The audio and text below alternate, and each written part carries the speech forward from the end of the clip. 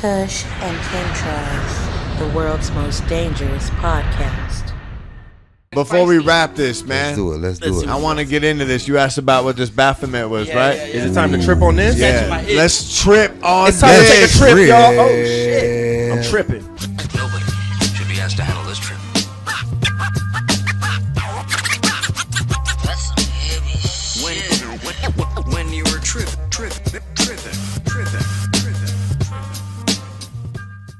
Yeah, so check it out, man, right here. I want to go over Baphomet, where it comes from, where the name's derived from, and basically some occult symbolism behind it, all right? Yeah, I like to get in it that. demystifies it Yeah. because it's all spooky when you just see the pictures. Exactly. And shit. So it's derived from Dive into the this.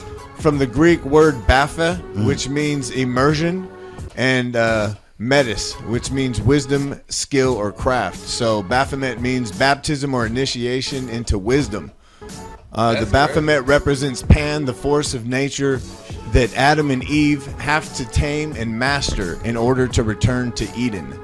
A medieval mystic term usually identified with the goat of Mendes, the Templars of Malta were accused of worshiping Baphomet as an idol.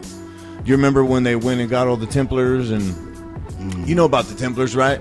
How they rounded them all up, the Knights Templar and stuff? Yeah, so they accused them of worshiping...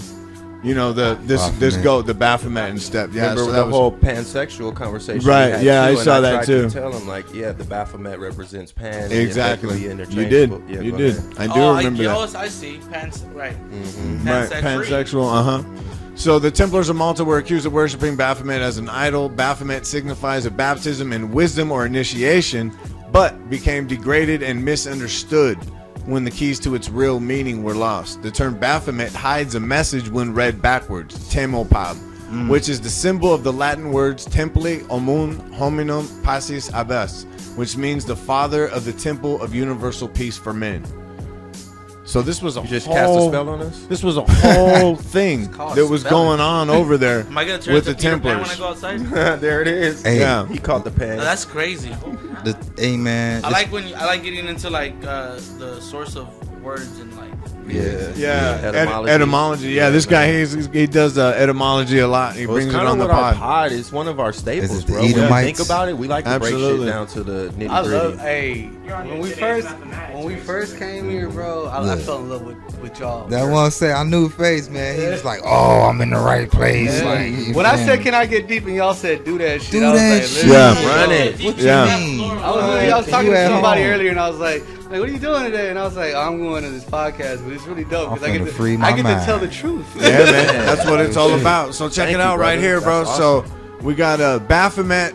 Like I said, wasn't an evil entity worshipped by the Templars. It was a code word for the name Sophia. And although written in Hebrew, it reads as the Greek word Sophia that translates into wisdom in English.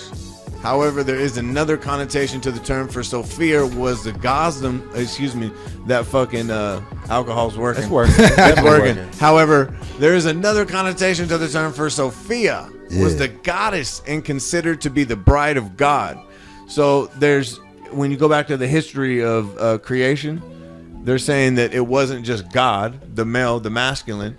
There was also the feminine, and that Sophia represents the two that, main energies. and that's what exactly the masculine and the feminine, and that's what Baphomet represents, and that's what they were worshiping. So we're really Okay. part of a fight between Right. a man and So Sophia is a Judeo-Christian goddess, often said to have wed Solomon, who's a very popular in They got 7 Solomon's wives. temple with The boy the had 7 Freemasonry and the Templars and all that.